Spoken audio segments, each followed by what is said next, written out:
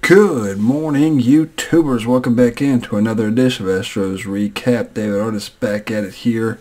Weird time, usual place, sort of, kind of, back at the house. It's 1:38 a.m., officially Monday morning. I did want to do this podcast before tomorrow hits, technically for me at least. I have some things I want to do tomorrow. Tomorrow's my first off day in like 10 days, so I didn't want to have to worry about doing this. I mean, I enjoy doing this, but it's just, sometimes it can sort of take longer than expected. But a few things I do want to talk about before I get into this week's games. Last week, super brief, 10-minute podcast, a little more maybe. Sound quality was terrible there. I didn't realize. I check this mic before I start every podcast. You can't see it, but it's the mic right here. I check this before every single podcast. I do a sound check, and I checked it, and for some reason it defaulted back to the external, or the microphone that's connected to my computer, and that's bad audio. So this should be a whole lot better. So I apologize for that sound quality last week, if you go back and listen, or if you've already listened. But this week, yeah. So again, I want to get this sort of out of the way, published. The Astros are having an off day tomorrow, so even if I chose to do this tomorrow, it wouldn't be, But yeah, want to do this, get this done. Disappointing again to talk Astros baseball. One thing I did want to do is keep track of the weeks, the week-by-week thing I do here, because I'm usually here either Sunday evening. This is not usually a time I'm on here. Probably taking the 2 o'clock hour here, but again, this is the one day of the week, which is unusual for most people. Most people, Sunday night's the week they have to get ready to go back to work. Me, it's my one off day I usually try to take. So, but yes, the Astros 3-3, so things didn't get worse. But when I look at the grand scheme of things, they had a chance, especially today, to win a series, their third straight, and start to maybe hopefully turn the corner here, and that just didn't happen. So, today's game was very frustrating. Depressing, but I will take you first to go week by week, as I just mentioned. Obviously, the first weekend, 0-4, they got swept by the Yankees. 3-3 week 2, not bad. 3-4 week 3, so not terrible, but not good. Week 4 was the tough one. 1-5. Week 1 and week 4. 0-4, 1-5. 2-3 last week, and of course 3-3 this week. So, bottom line for the Astros, things can't get worse. They technically could, but if you think, they're 10 games under 500, they're 12-22. For things to get worse, I mean, you've already dug the hole. The hole has been dug. You're 7 games out of first place. I have not checked the wild card. I don't even feel like checking a whole lot of the standings is very important at this point in time. But at the same time, it kind of is. The Astros can't afford to fall any further back than they already are. So, there's a lot of games left. I mean, there's about 130, something like that. But we can't afford to get worse. So, in a way, going 3-3 this week, it's not the worst thing in the world. But, again, when I look at where we should have won today. I'll just say that. But, and I said this last week. I said, listen, the goal now, you won the 2 games up, down in Mexico City against the Rockies. The goal now is to come home and win series. It's that simple. I'm not asking you to sweep teams. I'm asking you just to win the series. And they did that against the Guardians. They took 2 of 3. Game 1, which was on Tuesday after the off day Monday. Crazy game. They were down 3-0 early. Bregman hits a big 3-run home run. Hunter Brown once again struggled in the first inning. But we tie it up, and they have a big outburst, 5-run, 6th inning. Big Joey Loperfito's first game, big 2-run single with the bases loaded. Singleton hits a big 3-run home run. Astros 8-3 in that game. And then Brown's back out there with new life, 5-run lead. And he gives up a 2-run home run, makes it 8-5. Montero comes in, I think, gives up 3 runs. Montero, one of their better relievers, gives up 3 runs, and you look up and you're tied. You get to extra innings. Of course, the Astros can't win games in extra innings. But, shockingly, after giving up a run in the top half of the 10th, get Caratini to come up with the big pinch hit 2-run home run that just got out in right field, and the Astros win a crazy game that was good to win, but some red flags. Montero's, you can afford a bad outing by Montero with how good he's been this year, but Brown's struggling again. But winning the game was important at that point. And, the Wednesday game was pretty similar. I mean, it was sort of back and forth. The Astros were down early. They come back to tie it late. And this one also goes to extra innings, but they lose this one. And again, I'm not even looking at anything. I'm just going off what I remember. So, but 10-9 on Tuesday, nice win. But Hunter Brown, continues to struggle. First innings is the issue for him. Hader gave up a run there in the 10th. Hader actually went 2 innings in this game, which was surprising. But he went out in the 9th and the 10th. He gets 2 outs in the 10th with the runner on second. Looked like they were going to get through the inning unscathed. And he gives up a double to give him the run. But luckily the Astros were able to pull it out there in the bottom half. Wednesday. I'm not even on the right week here. Let me see. 3-2. This was also an extra inning game here. Dubin suffered the loss. Trying to think how the Astros scored their 2 runs. Altuve hit an RBI single, and Cal Tucker hit a solo home run to tie it there. This was a Verlander start, I think. If I look at this here, Verlander went 7 strong.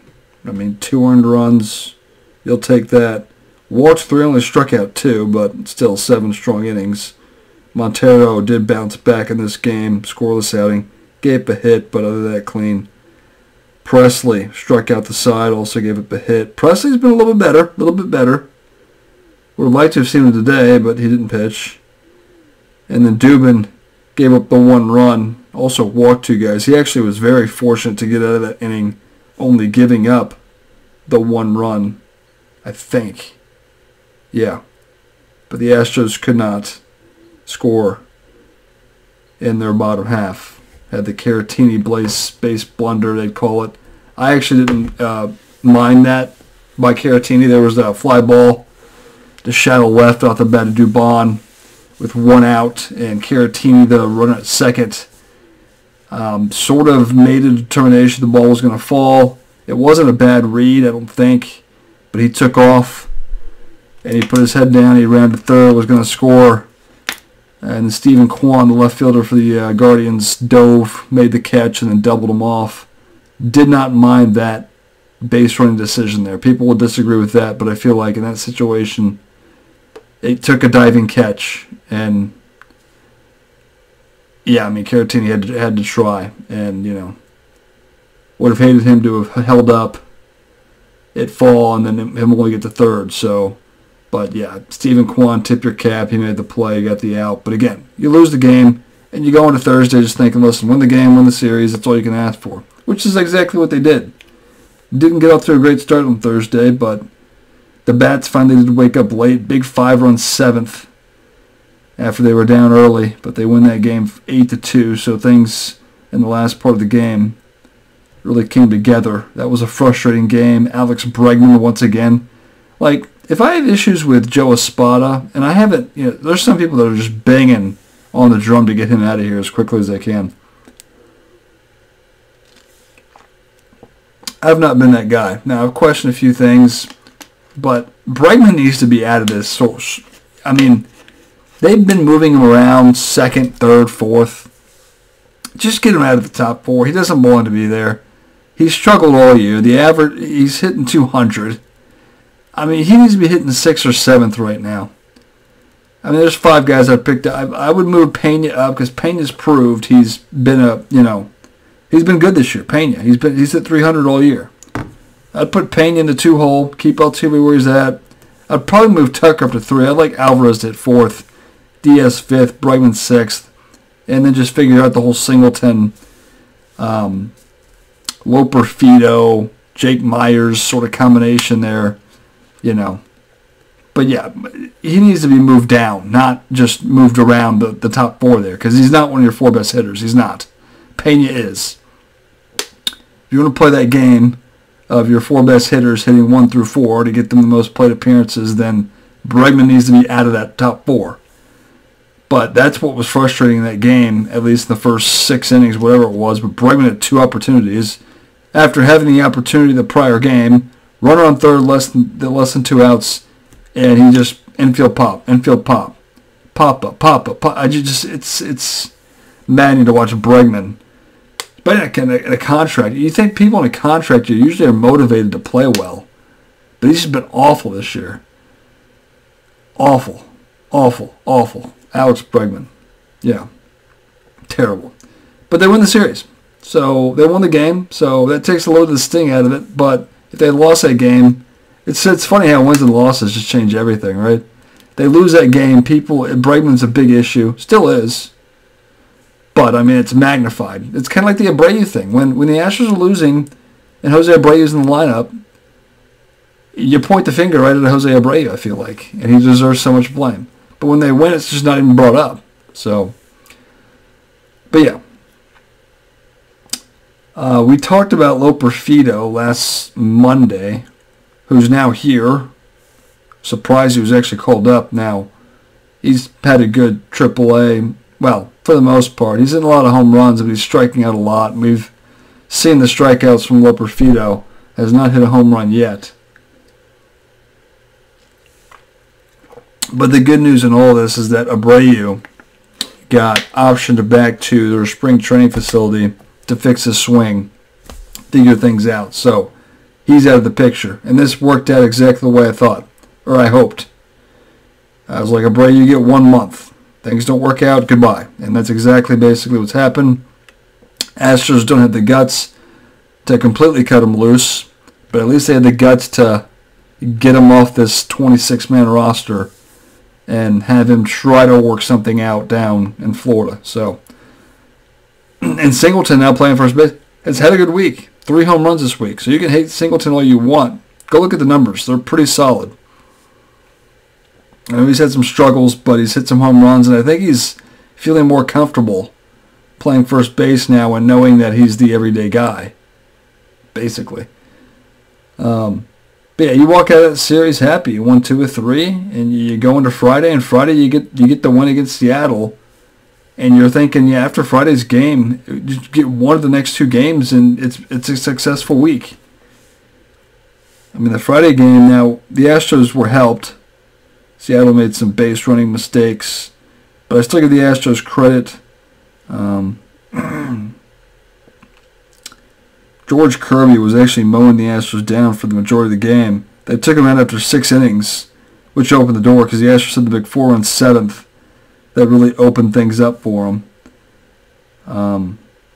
Trying to think who started for the Astros. Ronel Blanco, who's been pretty consistent, but only 3 earned runs. 6, it's still a quality start. 6 strikeouts, 2 walks, but going 6, giving up 3. And then Seth Martinez, good inning. ERA's under 2 for Martinez, by the way. Presley, another okay inning, gave up 2 hits, walked a guy. 2 hits, struck out a guy.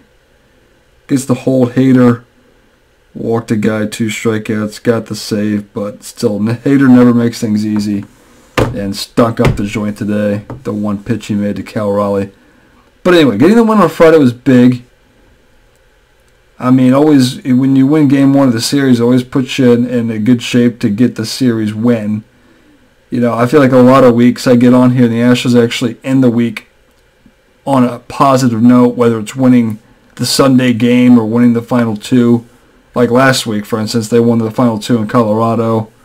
There was a week earlier where they won the final 2 against Texas. They salvaged the game the week before that. There have been a few weeks where, although the week overall wasn't good, ended on a high note, so I come in here not in such a bad mood. This one was bad. Now, Saturday they had no chance. Logan Gilbert just shut them down. Framber wasn't good either. Framber's second start back, but Framber's line was not good. So Framber, after 4 starts this year, obviously on the IL for a 2-3 week period there, but Framber Valdez, 5 1/3, 5 earned runs, walked 1, struck out 3. That's not good enough. So, but in Framber's 4 starts, 2 good, 2 bad for him. So it's sort of up and down. Things haven't really changed a whole lot. But Framber's going to have to be a guy they rely on. I mean, when you have him and you have Verlander and you got Blanco, who's really molded into more of a top end of the rotation arm for the Astros, Framber's going to have to be better and more consistent. And he's just not right now. So he's just not. But yeah, the offense didn't show up. So, But I go into today not feeling great because Hunter Brown's on the mound. Hunter Brown's been bad this year. I mean, it's just there's no two ways about it. He's like one good start, I think, and he still lost the game. So it's the Atlanta Braves start, I think, on like Tuesday or Wednesday. A game they still lost because they got swept in that series. But I'm not going to be mad at Hunter Brown today. You go out there and Bryce Miller for the Mariners was just, locked in, settled in. He was sailing right along. Mariners scored an early run in the second. Well, actually, they put up 2 runs in the second. So they're only 2-0. So you're feeling like, hey, a bloop and a blast here. Maybe we can, get back into it. Montero came in, gave up a run there in the 6th. So Montero, that's 2 of the last 3 outings. I think he's given up runs. So his ERA's ballooned at 3.78. And it was under 1, I think, at one point. So the 3 runs he gave up on Tuesday were a big, that inflated the ERA a little bit. But Montero, over the first month, has been one of the better relievers on the team. Him and Seth Martinez. Dubin seeing more time, obviously, in there. He can go multiple innings, but only went 1 today. But I want to talk about Hunter Brown. He didn't give you the length, and he walked 4 guys, struck out 5. But I feel like Hunter Brown at least battled through it and didn't allow, a big inning. He walked his fair share, but he got a few double play ground balls, I think, that helped him out of some jams. But I can't be mad at Hunter Brown in this game, other than the fact he only gave you 4 1/3 innings. But the bullpen did their job well. We'll get to who didn't do their job. You can probably guess who if you watch the game today. But Martinez gets out of the 5th inning there clean. ERA still under 2 for Seth Martinez. Montero gives up the 3rd run now at 3-0. That felt a little different, like this was going to be tough, especially the way Bryce Miller was going. But Dubin comes in, gets a scoreless inning there in the 7th, and then, the bats get going. They get a base hit. Tucker hits a 2-run home run. You're down a run. Later on, you get the runner on base. Pena legs out a infield single, and then Singleton, big 2-run home run. All 3 of his home runs this week were big-time and crucial situation home runs. So you can bang on Singleton, but if I take one bright spot out of this week, it is John Singleton. And I know people don't like Singleton. People thought that whole experiment should have been over last year. But he can be, I'm not going to, start to, praise him. But I do think it's worth mentioning he's had 3 home runs this week, all 3 this year. And now that he's the everyday guy at first base, I think that he's feeling more comfortable, which is a good thing. So, but yeah, you take the lead 4-3 in a game that felt like it was sort of, no hope, no juice, no nothing. But something just felt weird. And here comes Brian Abreu, who's been a struggle all year. Even the outings, he's scoreless. It's always a struggle. There's traffic on the bases.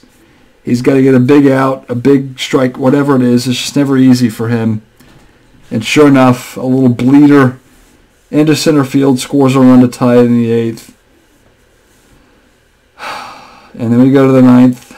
Hader comes in, pitches again. I think he gets an out or 2, and then he just fires a middle-in fastball to Cal Raleigh and he puts the barrel to it and knocks it out into the Crawford boxes in left field.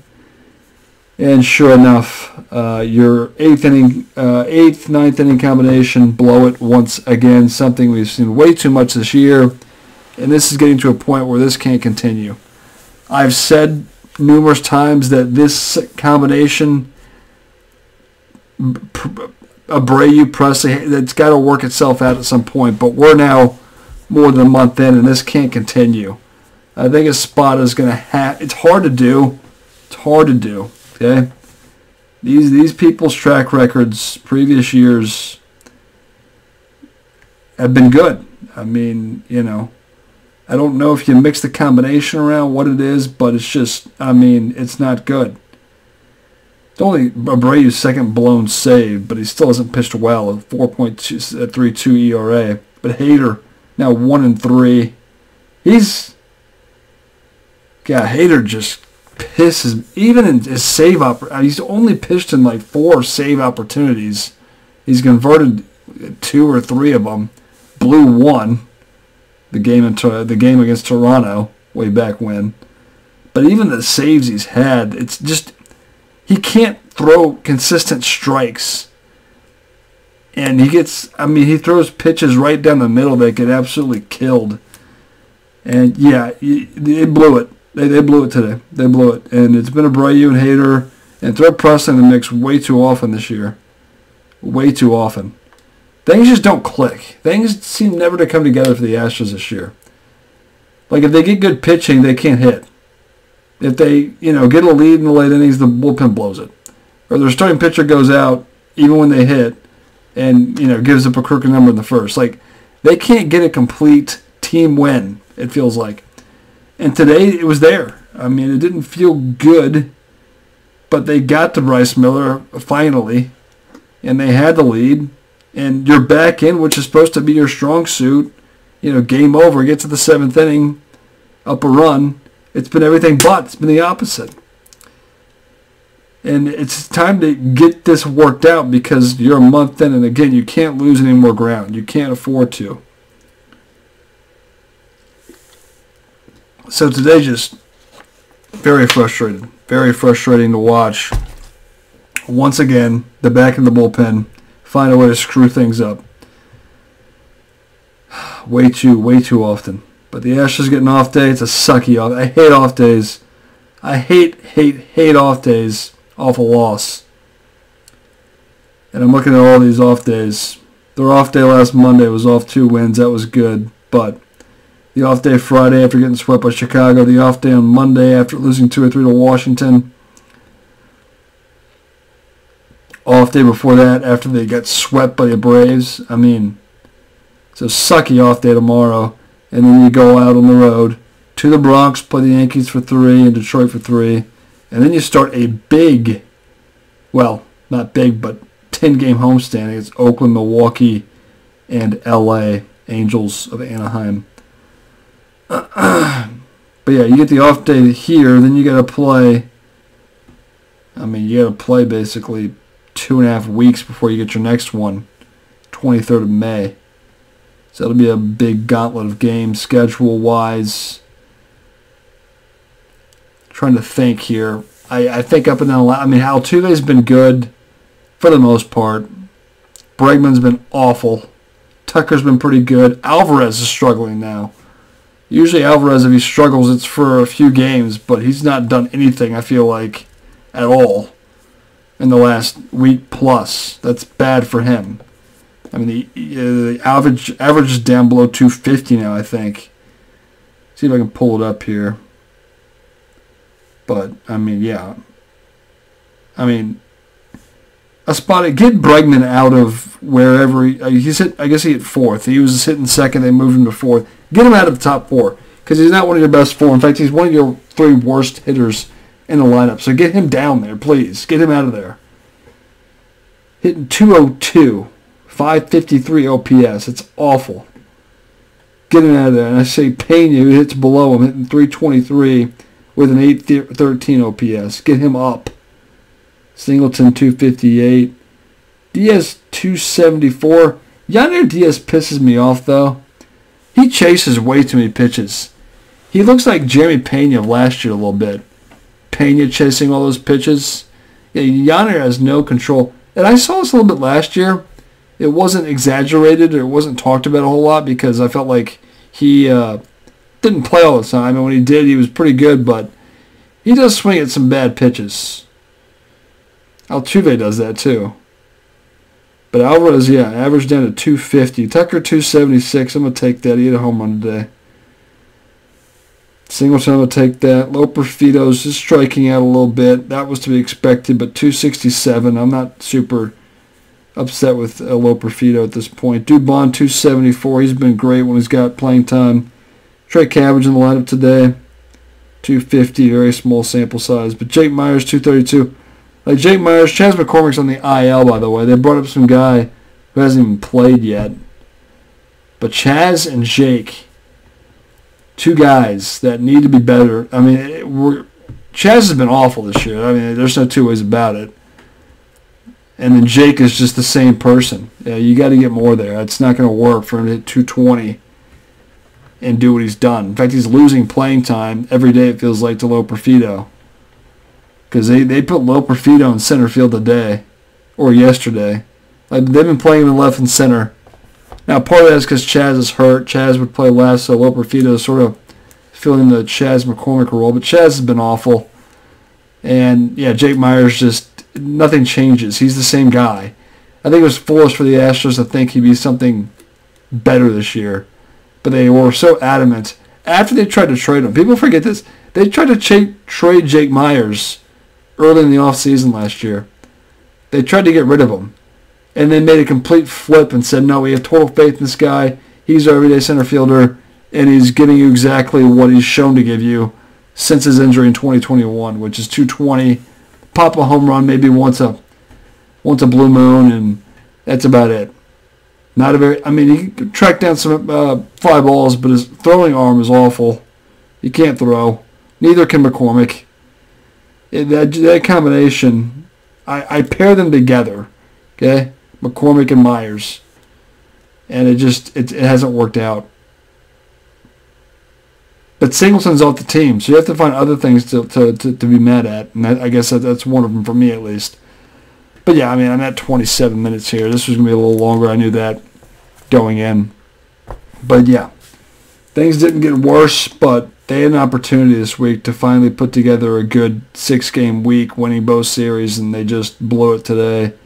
And God, I hate people like Josh Hader and Brian Abreu. Presley's had a few good outings, I feel like, last time. I'm surprised why. I don't think he pitched yesterday. Like, I don't know why he was unavailable. Like, they didn't use him. But that's a question for a spot. I won't jump. I haven't jumped on a spotter for a lot, but if he continues to hit a Bregman fourth going forward, that's going to bother me. That would bother me with a spotter. But again, I haven't blamed the spotter for a lot of the moves he's made. And people like to question a lot of the moves. I have not done that. But this is one I will question big time if Bregman continues to hit higher than fourth or 1 through 4 in the lineup. He's not one of the, he's not that good. He's not. Get him out of there. Get him out of there, please. But yeah, we'll wrap things up there. We'll talk to you next, I don't know, Monday, Sunday, probably Sunday at the radio station probably will be the goal. If not, it'll be Sunday night like this. Maybe not this late, but yeah. Anyway, wrap things up there. We'll see you next week.